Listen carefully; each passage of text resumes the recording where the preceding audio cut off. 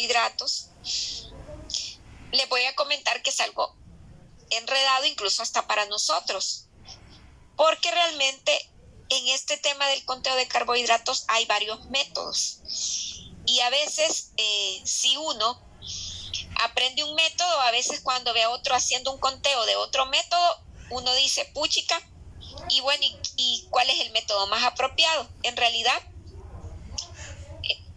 yo les aconsejo que cuando tengan la oportunidad de estar en algún taller de conteo de carbohidratos, pues traten de hacerlo. A veces en los congresos hay talleres de carbohidratos, porque no vamos a agarrar experiencia realmente con los dos encuentros que tengamos acá, e incluso con el casito que estamos viendo entre los 5 entre los que nosotros vamos a ver. Entonces, el conteo de carbohidratos se utiliza para mejorar el manejo nutricional de los pacientes con diabetes tipo 1, sobre todo, que son los que más utilizan insulina, y también para aquellos diabéticos tipo 2 que a veces utilizan dos tipos de insulinas, como por ejemplo la basal, que son las de acciones prolongadas, y las rápidas. Sin embargo, tiene otras utilidades. Se puede utilizar como para manejar las pérdidas de peso en algunas personas, pero para lo que más se pide es para el manejo de la diabetes.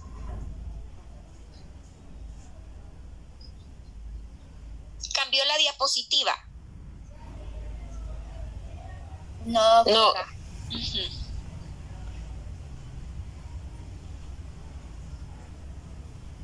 Hoy sí ya cambió, ¿verdad? Sí, doctora.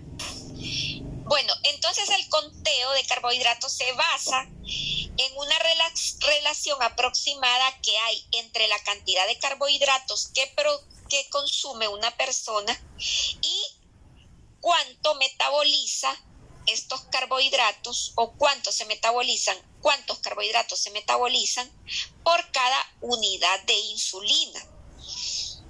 Resulta que de forma general, yo les había dicho el día de ayer, una unidad de insulina exógena, o sea, administrada como parte del tratamiento, con la comida metaboliza aproximadamente 15 gramos de carbohidratos. Quiere decir que si yo como 30 gramos de carbohidratos, digamos, mejor el ejemplo de 45 gramos, si yo como 45 gramos de carbohidratos en el desayuno, yo necesitaría 3 unidades de insulina para poder metabolizar los carbohidratos que me estoy comiendo en el desayuno. Ahora, sucede que lo ideal sería que todo mundo, en todas las personas, por cada unidad de insulina se metabolizaran 15. Sin embargo, esto puede variar de acuerdo a la edad de la persona, de acuerdo al género de la persona y de acuerdo al peso corporal y sensibilidad a la insulina que tenga el paciente. Por lo tanto, nos vemos en la necesidad de hacer a veces podríamos decir unas cuentas, unos procedimientos matemáticos para poder llegar a saber cuánto metaboliza en determinado paciente una unidad de insulina. Recordemos este cuadrito que lo hemos visto, creo que en varias asignaturas previas en dietética, en cuanto al sistema de equivalentes. Realmente el conteo de carbohidratos existen varios métodos y existe también diferentes niveles. Por ejemplo, a veces hay conteos de carbohidratos que se hacen solamente en base a porciones y otros conteos de carbohidratos que se hacen, por ejemplo, en base a tablas de equivalentes. Pero también existen conteos de carbohidratos de un nivel 3, podríamos decir, que se hacen en base a las tablas de composición de alimentos. ¿A qué me refiero esto? Por ejemplo, cuando nosotros trabajamos con el sistema de equivalentes, ustedes recuerdan que decimos, por ejemplo, que una porción de cereal tiene 15 gramos de carbohidratos, 2 gramos de proteínas, cada porción de cereal. Y en esos cereales recordemos que tenemos el arroz, que tenemos el maíz, tenemos la avena, por ejemplo. Sin embargo, ya visto desde un punto de vista ya más estricto, desde el punto de vista bioquímico, realmente si nos vamos a las tablas de composición de alimentos, por ejemplo, una porción de arroz, media taza de arroz no va a tener exactamente la misma cantidad de hidratos de carbono que va a tener media taza de maíz desgranado, porque recordemos que las tablas de equivalentes son más exactas. Ahora, desde el punto de vista práctico, ya trabajar con tablas de equivalentes es muy complejo y generalmente lo que con las tablas de composición de alimentos, es más complejo, y generalmente los conteos de carbohidratos los hacemos en base a porciones de equivalentes. Entonces recordemos esta tablita que aparece sobre todo en la literatura mexicana de nutrición, porque recordemos que sistemas de equivalentes hay varios también, hay guatemalteco, hay mexicano, hay norteamericano, hay español, y para fines prácticos del caso que nosotros tenemos, vamos a utilizar esta tabla. ¿Por qué? Para hacerlo un poco más sencillo. Entonces, por favor, todos los grupos, para fines prácticos, vamos a utilizar esta tabla de equivalentes, manejando pues que cada cereal, una porción de cereal tiene 15 gramos, una porción de frutas tiene 15 gramos, una porción de leguminosas tiene 20, una de leche tiene 12, las verduras 4, y bueno, ya sabemos que las grasas y los productos de origen animal pues no tienen nada de carbohidrato, ¿no? O tienen una pizca, ¿verdad? Porque la mantequilla, por ejemplo, láctea, siempre tiene una pizca, pero algo insignificante que no se considera de relevancia, por lo tanto se deja en 0. Entonces vamos a trabajar con esta tablita.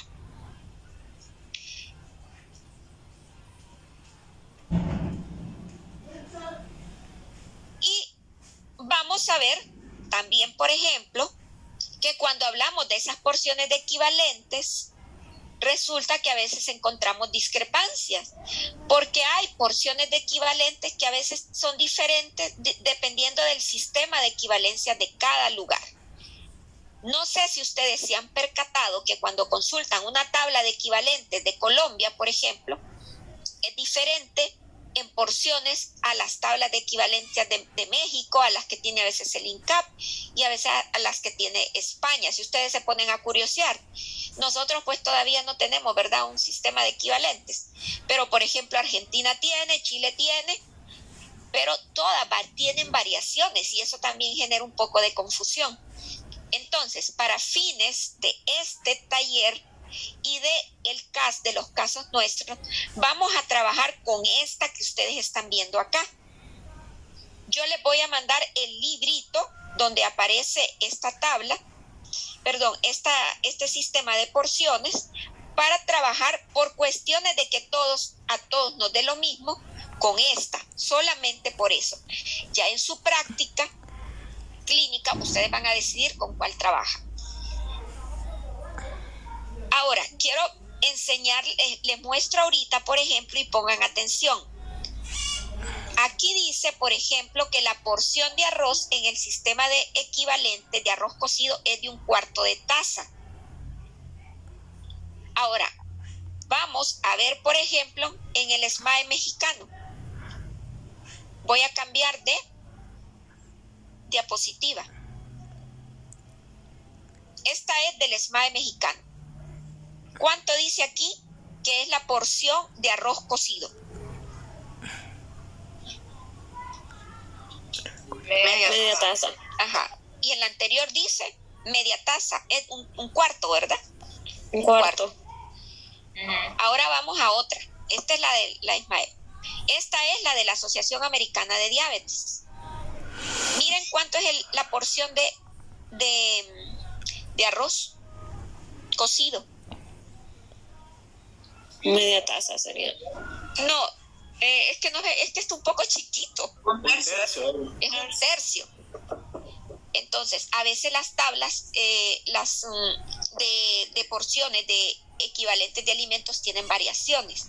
Entonces, quizá lo mejor es que cada quien, por ejemplo, cuando vaya a trabajar con su paciente y en su clínica, pues decida con cuál va a trabajar y que se acostumbre a su tabla, ¿no?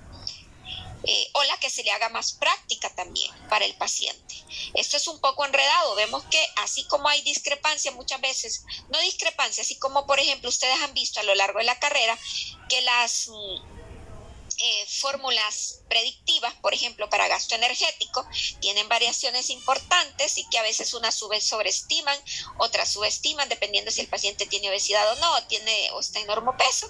Pues el mismo problemita tenemos a veces con este tipo de métodos, ¿no? Pero entonces, para fines de nuestros casos, vamos a trabajar con esta.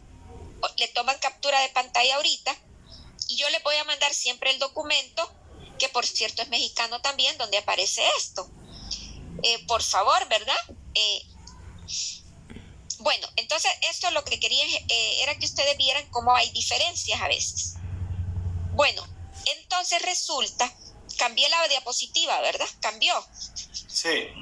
Bueno, entonces resulta que el conteo de carbohidratos, más que todo en pacientes diabéticos, no es que no lo podemos utilizar con nuestros otros pacientes también que están incluso con tratamientos orales en los tipo 2, pero si nos ponemos a darle conteo de carbohidratos es un enredo para ellos. Incluso vamos a ver nosotros que esto es enredado también para nosotros. Bueno, los pacientes, por ejemplo, con diabetes tipo 2, diabetes tipo 1, recalco, diabetes tipo 1, dentro de las modalidades de tratamiento actuales, mucho mejores, porque ahora se disponen de insulinas de última generación. Hay pacientes, por ejemplo, que están utilizando una insulina basal, que es la que habíamos dicho que es la de acción prolongada. Y también están utilizando insulinas de acción ultra rápida, que son aquellas que se van a aplicar en el momento de la comida. Porque ayer vimos, por ejemplo, más o menos cómo es la curva de producción de insulina durante el día, cuando estamos en periodos en los que no comemos y cuando estamos en el momento de la alimentación. Aquella curva, ¿verdad? Que tenía 3 picos, desayuno, almuerzo y cena. Entonces, la insulina basal, que realmente quien la calcula no somos nosotros, es el médico, casi siempre va a representar el 50% de la dosis total diaria de una persona. Casi siempre, ¿verdad? Por ejemplo, ayer no sé si ustedes recuerdan que entre los ejemplos de las insulinas basales estaba, por ejemplo, la Levemir. Y entre los ejemplos de las insulinas de acción rápida, ¿recuerdan cuáles teníamos? La Lispro. Bueno, entonces casi siempre al paciente que está con un tratamiento con 2 insulinas, el 50% es basal y el 50% es de una insulina de acción rápida. Aproximadamente. Esto puede variar un poco. Quien determina la dosis de insulina al inicio, quien se la deja al paciente realmente es el médico. Pero resulta que luego muchas veces estos pacientes también siempre van a terminar con nosotros, sobre todo cuando hay descompensaciones entre el manejo, entre el control de las glucosas, tanto en ayunas como las postprandiales, y terminan mandándola con nosotros para que hagamos lo que es un buen cálculo con el paciente de la insulina que se va a aplicar en el momento de la comida, que va a ser la insulina de acción rápida o ultra rápida, dependiendo de cuál esté utilizando, y es la que se dice que se va a dar en bolos. Entonces, la insulina basal no se da en bolos, porque recuerden que se da solamente una vez al día. Doctora. Diga, señorita. Sí, disculpe que le interrumpa. Solo entonces al final nosotros terminamos prescribiéndoles la cantidad de insulina al paciente. Pero de la rápida. Ok. Solo de la rápida, o de acción rápida. Ok. Pero miren, esto es un poco enredadito también, porque a veces yo he tenido así pacientes con los que más o menos he estado con el tema del conteo no un conteo tan perfecto realmente, porque hay gente que a veces vive en un pueblo que no se puede estar haciendo una glucometría, desayuno, almuerzo y cena, y que van a ver que no va a estar sacando esta cuenta, ¿verdad? Pero lo ideal sería que nosotros realmente diéramos la cantidad de insulina que le vamos a aplicar en cuanto a los bolos de acción rápida, ¿no?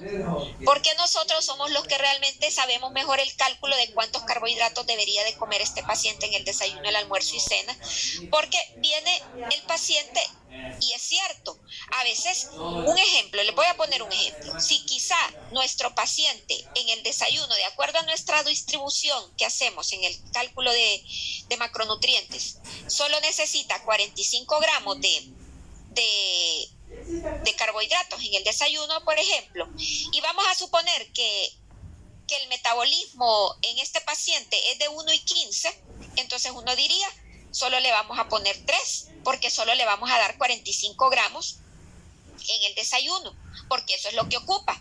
Porque si le damos más, va a ganar más peso, si le damos más carbohidratos, va a ganar más peso, y si le damos menos carbohidratos, va a perder peso, suponiendo en un paciente que está con normopeso, ¿verdad? Pero también viene y el paciente dice, yo puedo, pero yo quiero comer más, vamos a suponer, recuerden que una tortilla tiene aproximadamente 15 gramos de carbohidrato. Entonces, digamos, nosotros decimos, el paciente va a comer 3 tortillas en el desayuno. Y va a comer huevo y un pedacito de queso, por ejemplo. Lo estoy haciendo así para cuestiones prácticas. Entonces, en nuestra cuenta, el paciente dice, yo digo, solo tiene que comer 3 tortillas. Porque así ni nos va a aumentar ni nos va a adelgazar si está en normopeso, ¿verdad? Entonces solo le vamos a decir, póngase 3 unidades de insulina. Pero lo que pasa es que también el paciente puede decir, pero yo me quiero comer 5 tortillas, entonces me voy a poner 5 unidades de insulina. Y es cierto, puede hacer que se controle la glucosa, pero si está comiendo más calorías de las que ocupa, va a ganar más peso. No sé si me doy a entender. ¿Me doy a entender? Sí. Ajá. Pero a veces pasa que los médicos, por ejemplo, ya le dicen al paciente, usted se va a poner todas las mañanas 5 unidades de insulina en el desayuno, de la rápida, ¿no? Ahorita no pensemos en la insulina basal. Entonces viene el paciente y, bueno, se hace la insulina, se pone las 5 unidades y come, digamos, a lo que él piensa. 3 tortillas, un ejemplo. 5 tortillas, vaya, por ejemplo, 5 tortillas, y se hace el chequeo, y entonces dice, tengo bien la insulina después de 2 horas de haber comido, tal como me dijo el doctor, o sea que puedo seguir comiendo eso, no hay problema. Pero el doctor no le hizo el cálculo de los carbohidratos que tenía que tener en la mañana, y no, el doctor tampoco le hizo el cálculo para saber si 15 en la mañana es mucho para el peso de él, o podría ser hasta poco, ¿verdad? Dependiendo del peso y de la actividad física. Entonces, ese es el problema a veces que hay cuando no hay muy buena comunicación y cuando a veces no sé honestamente hasta qué punto todos los médicos saben este tema del conteo de carbohidratos. Y vienen ellos y solo le dicen, póngase tanto de insulina. Y entonces si el paciente se le baja el azúcar, el médico solo le dice, no, quite una unidad de insulina y quita un carbohidrato, por ejemplo. Quita una unidad de insulina.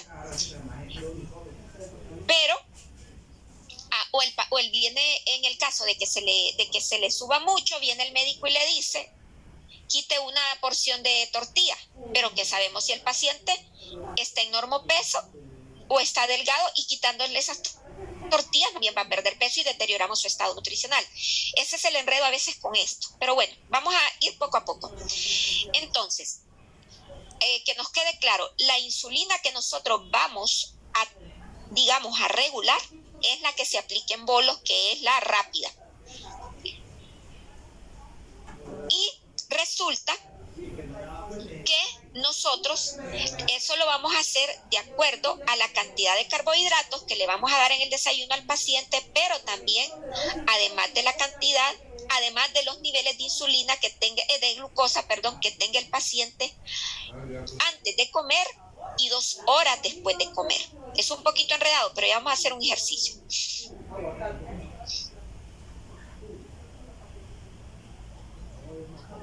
Entonces, recordemos otra vez esto.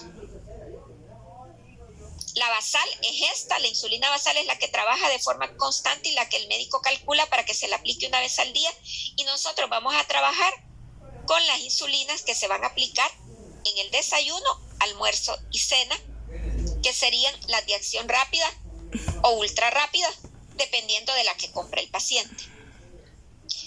Entonces resulta que cuando vamos a hacer nosotros el conteo de carbohidratos, en primer lugar tenemos que determinar a esta imagen, sí, por favor, tómenle captura de pantalla, aunque creo que yo lo coloqué en el caso, ¿verdad? Creo que coloqué esta imagen en el caso. Sí, ahí está, doctora. Sí.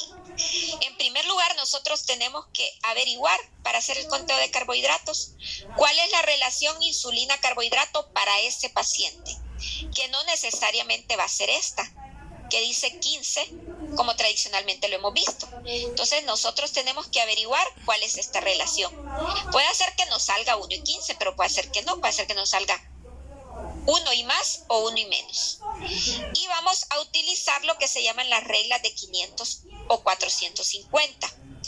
Pero también, además de identificar cuál es la relación insulina-carbohidrato, nosotros también vamos a determinar en cada paciente cuál es el factor de corrección para ese paciente.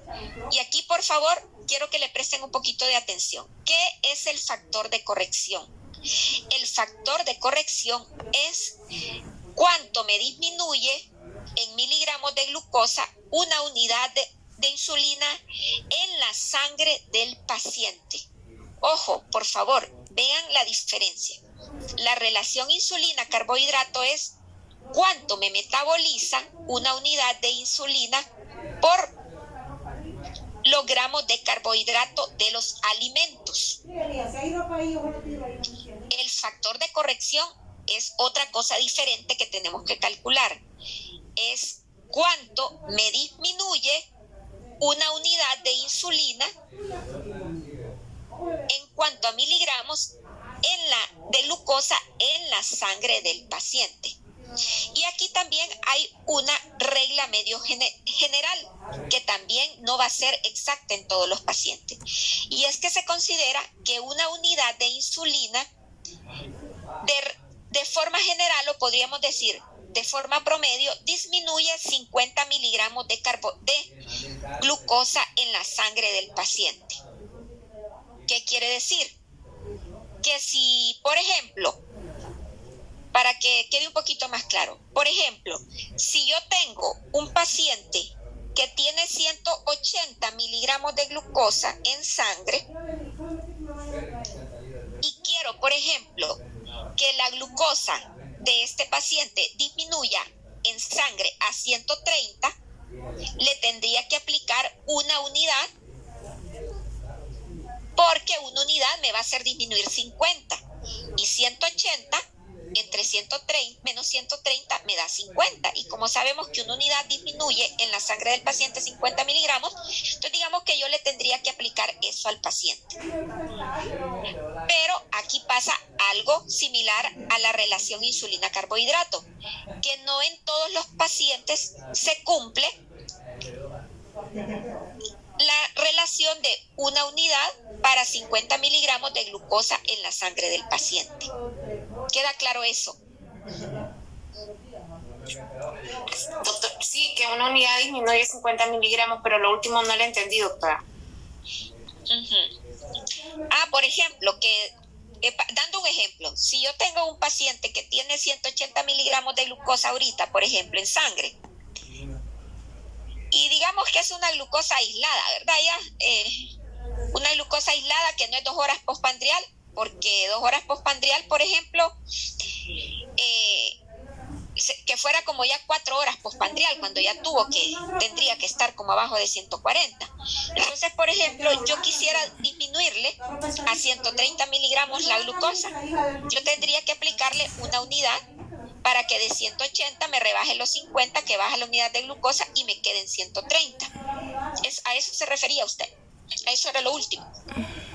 Ok. No, sí, eso sí lo entendí. Yo sí. Gracias. Bueno, tal vez haciendo el caso se nos aclara un poquito más.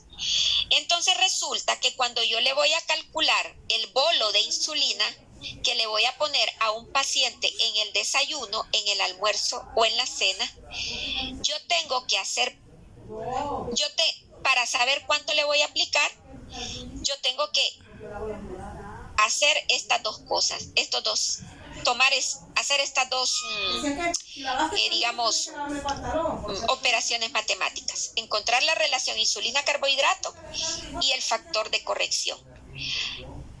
Y para calcular la relación insulina-carbohidrato vamos a utilizar la regla de 500 o 450, que ya vamos a ver qué es eso. Y para el factor de corrección vamos a encontrar la regla de 1500 a 1800. Y aquí quiero explicarles otra cosa. Fíjense que en algunos libros aparece, por ejemplo, en este caso yo estoy poniendo regla de 500 a 450 porque se utiliza diferente regla dependiendo del tipo de insulina rápida que se utilice o si es ultra rápida. Y en el caso del factor de corrección, también dependiendo si la insulina que se va a utilizar es rápida o ultra rápida. Pero hay otros métodos que, por ejemplo, solo usan un solo factor de corrección acá, que es el factor 500. Y hay otros métodos acá, en la de carbohidratos hay métodos que la regla que utilizan solo es 500, no importa si es insulina rápida o ultra rápida. Y hay otros métodos, por ejemplo, que utilizan acá para factor de corrección una regla de 1700 y no 1500 o 1800. Por eso es que en esto hay ciertas diferencias entre un método y otro. Pero hoy nosotros lo estamos ahorita trabajando con un método, porque es mentira que nos vamos a poner a revisar todos los métodos en esta clase. Bueno, entonces ahorita voy a salirme de la presentación y voy a poner que tenemos el caso de un paciente que se llama Arturo Suazo. ¿Miran bien los numeritos o aumento la...? Se mira bien. Bueno, resulta que tenemos un paciente aquí que se llama Arturo Suazo, ¿verdad? Pesa 65 kilos y tiene una talla de 165 centímetros. Aquí no dice qué tipo de diabetes es, pero lo más seguro, si es un paciente joven, ha de ser tipo 1, ¿no? Y si ustedes se fijan, su peso, aunque no le he sacado el IMC, su peso está bastante bien para la talla, ¿verdad? Háganle el IMC, pero bueno, ha de ser un tipo 1. Pero como lo que vamos a hacer es el ejercicio matemático. Entonces resulta que este paciente no se ha perdido la imagen. No. Entonces resulta que este paciente le habían indicado, su médico le había indicado que en el desayuno se aplicara 3 unidades de insulina ultra rápida, que en el almuerzo se aplicara 5 unidades de ultra rápida y que en la cena se aplicara 3 unidades de insulina ultra rápida. Y su médico le dijo de que de basal se tenía que aplicar 24. Resulta que nuestro paciente, el paciente que enviaron a nutrición para que le enseñaran conteo de carbohidratos, lo mandaron porque con este manejo que le dejó su médico tratante no mantiene controlada la glucosa. Siempre tiene elevaciones en ayunas y tiene elevaciones postprandiales. Entonces, el médico decide pues mandarlo al nutricionista para que le enseñe a hacer conteo de carbohidratos y de acuerdo a eso pues él sepa cuánto se va a poner de insulina. Porque el tema del conteo de carbohidratos es que es para que lo use el paciente. Si bien es cierto, nosotros lo sabemos y se lo enseñamos, es para que lo use el paciente en su casa y de esa forma él se pueda controlar mejor. Entonces digamos que le vamos a dar un desayuno que está conformado por lo siguiente: 3 tortillas, un huevo revuelto con tomate, media taza de frijol, una taza de fruta y una taza de leche. Y asumimos de que este desayuno es el adecuado para él de acuerdo a su actividad física durante el día. Ahorita no nos vamos a meter a rollo si esto es lo que ocupaba en el día. En su desayuno es solamente para hacer el ejercicio. Entonces, recordémonos en aquella tablita y en la de porciones equivalentes, y vamos a recordar, si al paciente le damos 3 tortillas, vamos a tener ¿cuántos gramos de carbohidratos? 45. Correcto, sí. Si al paciente le damos un huevo revuelto con tomate, supongamos que es un tomate manzano, para hacer más, ¿cuánto le vamos a dar de carbohidratos? 15. No, es un huevo revuelto con tomate, y es un tomate manzano, de aquellos para hacerlo comer más vegetales. 30 un poco gramos. Exagerado. No, ¿cuánto 30. tenían los vegetales? Recuerden en aquel cuadrito, En la tablita. en la tablita aquella. 4, doctor. 4. Bueno, asumimos calculando, aquí hay cuestiones de que no van a ser exactas, pero un tomate manzano, se han fijado que casi siempre es más o menos cerca del tamaño de una taza, ¿verdad? Entonces lo vamos a poner de 4 gramos, que una taza de vegetales tiene 4 gramos. Y resulta que le vamos a dar media taza de frijol. Y la porción de leguminosas tenía 20 gramos de equivalentes, ¿verdad? 20 gramos de carbohidratos. 20. Sí, 20. Y en el que vamos a utilizar, en el que les dije que íbamos a utilizar de porciones, dice que para leguminosas es media taza de frijol, ¿verdad? Y una taza de frutas tenía 15 gramos. Y una taza de leche tiene 12, ¿verdad? Entonces, nuestro queridísimo Arturo, ¿cuántos gramos de carbohidratos se va a desayunar?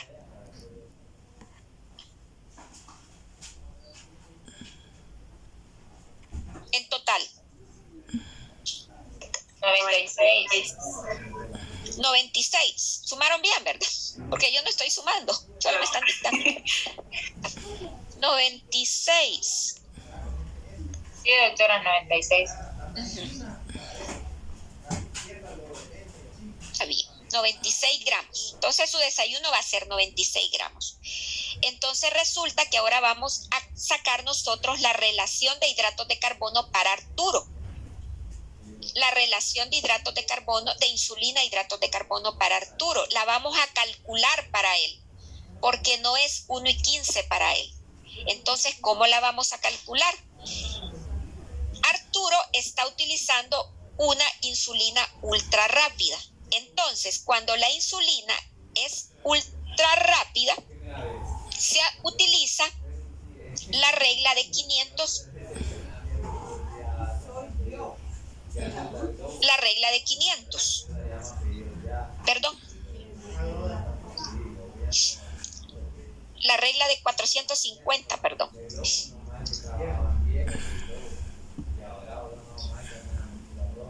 ¿Y cómo vamos a sacar nosotros la relación de hidratos de carbono de Arturo? Vamos a dividir 450 porque vamos a utilizar la regla de 500, la regla de 450, perdón, entre la cantidad de insulina diaria total que estaba utilizando Arturo. ¿Cuánto era la insulina diaria total que estaba utilizando Arturo?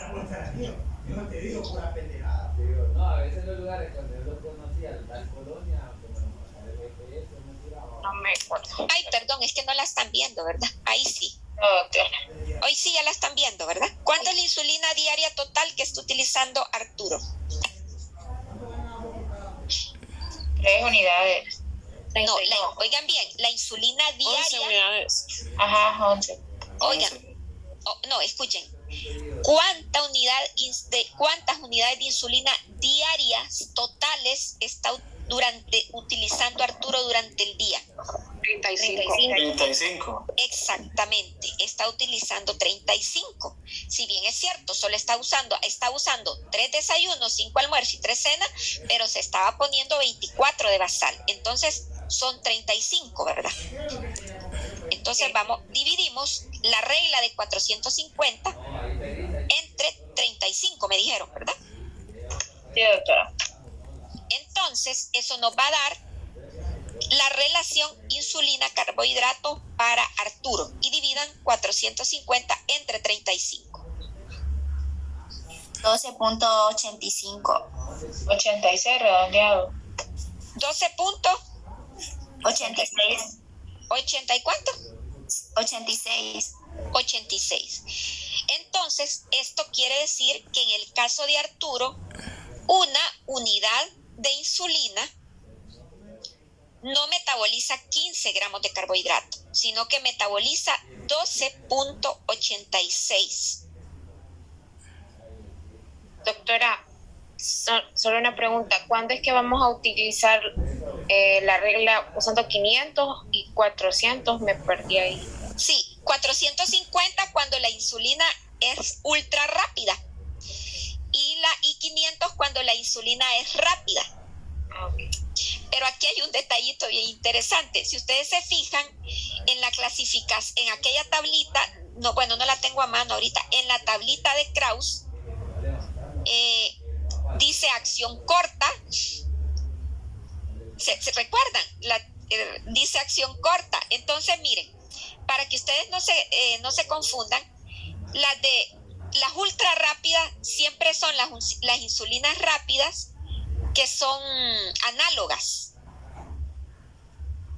y no las humanas, porque recuerden que hay insulinas humanas rápidas también, como la regular.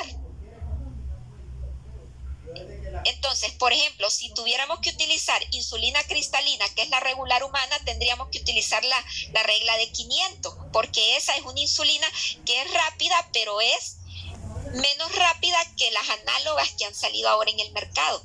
Entonces, en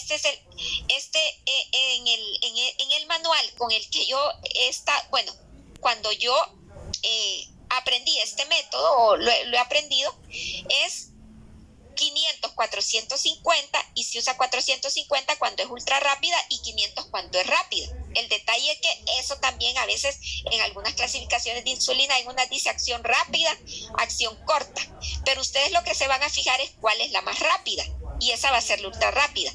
Las ultra rápidas son las análogas, las sintéticas, que aquí por ejemplo en este caso no pusimos marca, sino que solo dijimos ultra rápida. Pero miren, para que no se compliquen la vida, pero ahorita en nuestros casos sí lo vamos a hacer respetando el 500-450. Hay otros métodos que dicen que no utilice 450, sino que para todas las rápidas utilice 500. En internet hay cursitos de corteo de carbohidratos también, pueden meterse algún día cuando tengan libre. Bueno, se los digo para que uno... De hecho, ustedes se fijan que en Krauss no menciona nada de esto. Yo lo estoy tomando en cuenta porque digo yo, cuando uno ya está en la práctica, si bien es cierto, tal vez no lo sabe de forma perfecta, ¿verdad? Por lo menos ya recordando, teniendo una idea, ya se lanza más a hacer un conteo buscando información en la literatura, ¿verdad? Bueno, por ahí también se va la basal, ¿verdad? Porque estamos calculando, o sea...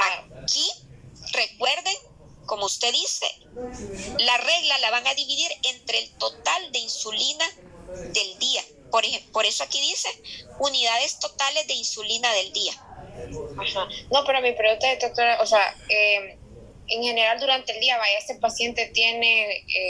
ultra rápida, ¿verdad? Pero en la noche obvio es basal. Entonces al final nos vamos a ir, si otro paciente tuviera durante el día una rápida, pero en la noche basal, entonces vamos a utilizar la regla de 500, ¿verdad?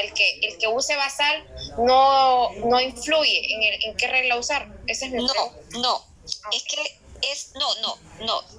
no le estoy diciendo que no influyen, no, sí, es que todos los pacientes que les dan rápida o ultra rápida para la comida siempre les dan basal, Perla. Ajá. ¿Me explico?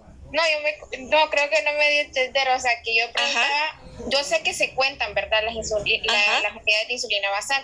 Lo que yo estaba un poco confundida era que, ay, no sé cómo decirlo, para no enredarlo más. O sea, que si al final las que predominan son las del día, pues, o sea, la que nos va a dictar qué regla utilizar es el tipo de insulina que reciben el día. No, la que les va a dictar cuál regla utilizar es el tipo de insulina que utilizan en las comidas. Ok, eso, gracias. Sí, hoy sí, ya nos aclaramos las dos. Bueno, entonces, en este caso, Arturo tiene una relación insulina-carbohidrato de 12.6. Bueno, miren, hay quienes recomiendan redondear a 13. Entonces, lo vamos a redondear a 13. Vamos a redondear y vamos a decir que la relación insulina-carbohidrato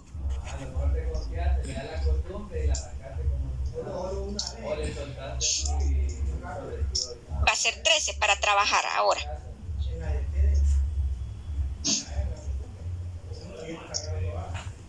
Quedamos, ¿verdad? Lo redondeamos para asuntos prácticos, ¿verdad? Sí, doctora. Entonces, ya tenemos la relación de insulina-carbohidrato. Pero resulta que Arturo se va a comer 96 gramos de carbohidratos. ¿Cuántas unidades de insulina tendría yo entonces que ponerle a Arturo para metabolizar 96 gramos de carbohidratos? ¿Cómo lo encuentro? Dividiendo 96 entre 13. Exacto, entonces dividimos 96 entre 13. ¿Y cuánto nos va a dar? 7.38. 7.38. Doctora, entonces, pero ¿y esos 13 qué son? La relación insulina-carbohidrato de Arturo, recuerde que la obtuvimos dividiendo la regla de 450 entre el total de las 35 unidades de insulina diarias que usa. Resulta que la relación insulina-carbohidrato de Arturo nos dio 12.86, pero la redondeamos a 13 en este ejercicio. ¿A eso se refería usted? Sí, pero también, ¿qué significaba 13? ¿Qué son? Ya. Recuerde que habíamos dicho de que se supone que que una unidad de insulina metaboliza 15 gramos de carbohidratos, pero que esto varía en los pacientes. Entonces, como a Arturo nos lo mandaron porque no se está controlando el azúcar, no se está controlando bien sus niveles de glucosa, entonces el doctor nos lo mandó para que nosotros trabajáramos con conteo de carbohidratos con él, y como no está regulado, tenemos que hacerle el cálculo individual personal de cuál es la relación de insulina-carbohidrato para Arturo, porque resulta que en él no es 1.15. Entonces, en el caso de Arturo, encontramos que la relación insulina-carbohidrato es 13. ¿Qué quiere decir eso? Que en Arturo, si le inyectamos una unidad de insulina rápida, solamente va a metabolizar 13 gramos de carbohidratos de los alimentos, en lugar de 15, como se maneja de forma general. ¿Y ahora quedó claro? Sí, doctora, gracias. Cheque. Entonces, como tenemos que saber cuánto le vamos a aplicar a Arturo, entonces resulta que para que Arturo tenga un buen control de la glucosa, por ese desayuno que se va a comer, hay que aplicarle 7.38 unidades de insulina por los carbohidratos que se va a comer. ¿Vamos claros hasta ahí? Sí, doctora. Bueno, pero resulta que el bolo de aplicación de insulina de Arturo no es solamente 7.38 en ese momento del desayuno, porque resulta que Arturo nos lo mandaron porque anda descontrolado. Resulta que también tenemos que revisar, voy a subirle el tamaño a esto, también tenemos que revisar cómo está el control de la insulina. El control de la glucosa, perdón. De la glucosa prepandrial.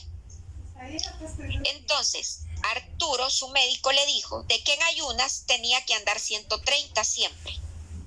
¿Se acuerdan que incluso las recomendaciones de la ADA para pacientes diabéticos es máximo 130 en ayuno, ¿verdad? Entonces el médico dijo que la meta para él es 130 en ayunas o preprandial, que está acá, miren. Esa es la meta que debe tener Arturo, pero resulta que Arturo se hizo una glucometría antes del desayuno y no andaba 130, sino que andaba 180. Entonces miren lo que está aquí resaltado ahorita. El doctor le dijo a Arturo que tenía que tener 130 miligramos en ayuna. Pero hay un desorden en Arturo y resulta que la glucosa en ayuna o preprandial, en este caso porque se la va a dar antes del desayuno, anda en 180. Entonces, Arturo, ¿cuántos miligramos anda sobrepasados de la meta? 50. 50, muy bien. Ahora, puede pasar también, yo estoy poniendo aquí el ejemplo de que la meta de Arturo es 130, pero fíjense que a veces hay médicos que le dejan otra meta a los pacientes, les dejan 140, sobre todo en algunos pacientes donde tienen miedo de hacer hipoglicemias en la noche, ¿verdad? Pero eso, ahí nosotros no nos vamos a meter con la meta. O sea, en el sentido, porque a veces lo que pasa es que los médicos van disminuyendo la meta progresivamente a medida el paciente se va educando para que el riesgo de hipoglicemias no vaya siendo tan alto. Porque a veces si se quiere controlar de un día para otro estrictamente la glucosa, entonces hay más riesgo de hipoglicemias porque no se conoce bien el metabolismo del paciente. En este caso, este es el ejemplo que dice que la meta es 130. Y resulta que Arturo andaba 180, o sea que está pasado 50 miligramos. 50 miligramos de glucosas, está de más en la sangre del paciente, de este paciente, ¿verdad? Entonces resulta que quiero aclarar algo, si de casualidad, por ejemplo, Arturo anduviera en 120, 125 o 130, solo tendríamos que ponerle lo que habíamos calculado en la operación anterior, que era lo que le íbamos a aplicar de insulina de acuerdo a lo que iba a comer, que nos dio ¿cuánto? 7 puntos, ¿cuánto? ¿Recuerdan? Que lo tengo arriba. 7.38. Si resulta que Arturo hubiera andado dentro de la meta, lo que le íbamos a poner en el desayuno de insulina solo iba a ser lo que calculamos anteriormente, 7.38. 7.38 para metabolizar los 90 y pico de carbohidratos del desayuno.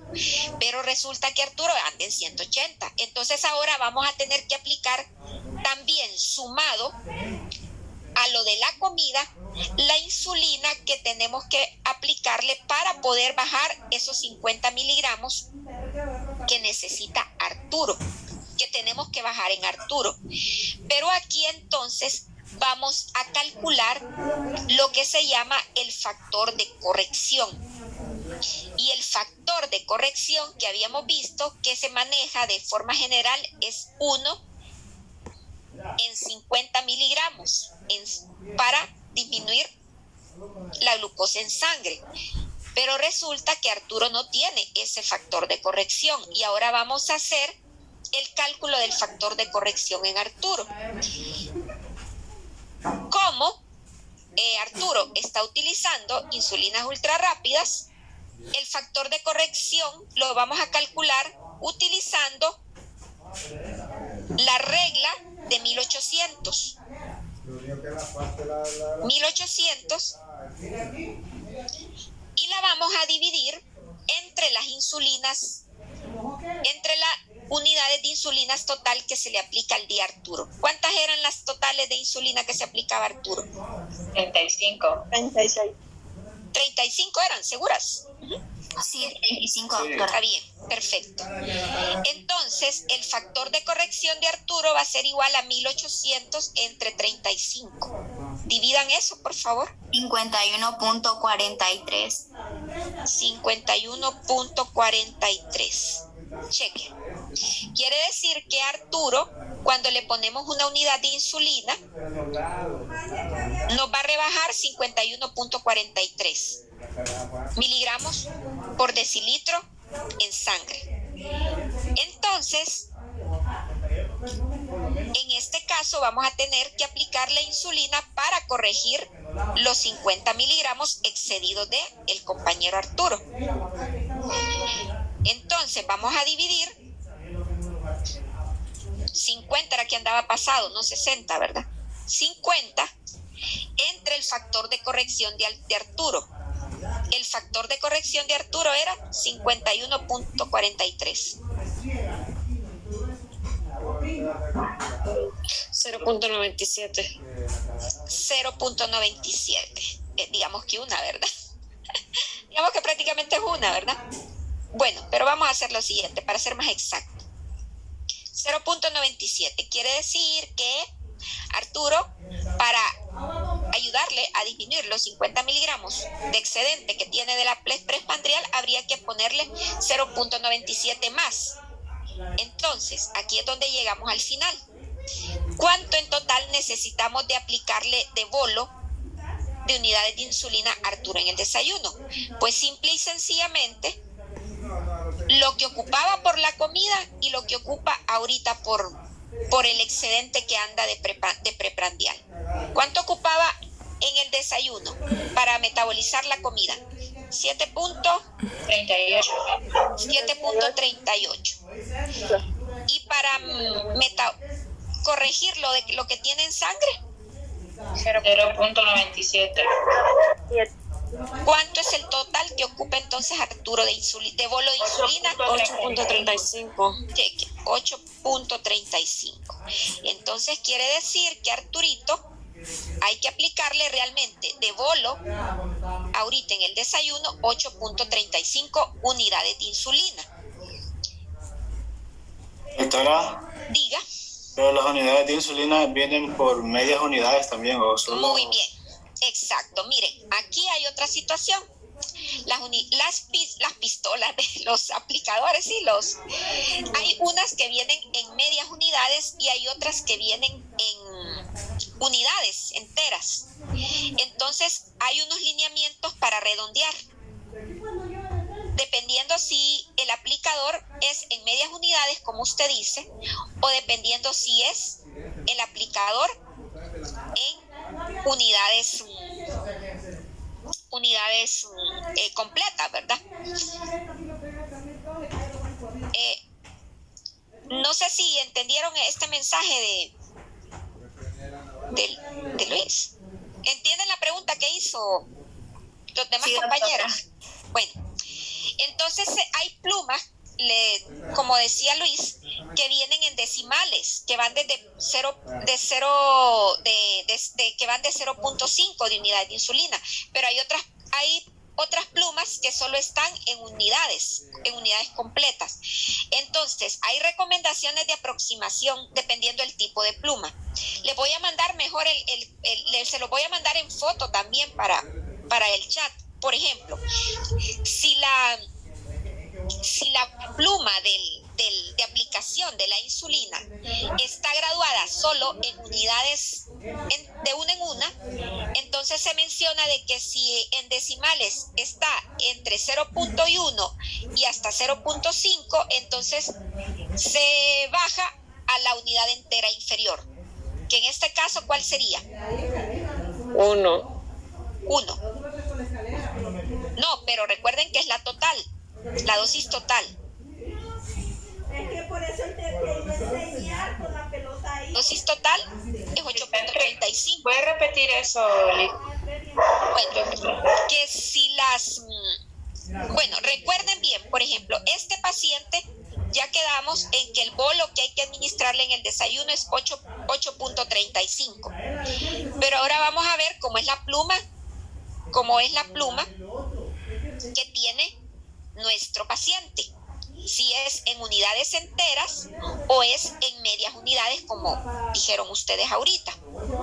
Entonces, si la pluma de aplicación de la insulina es en unidades enteras, entonces se menciona que si los decimales son entre 0.1 hasta 0.5, se debe de bajar a la unidad entera inferior.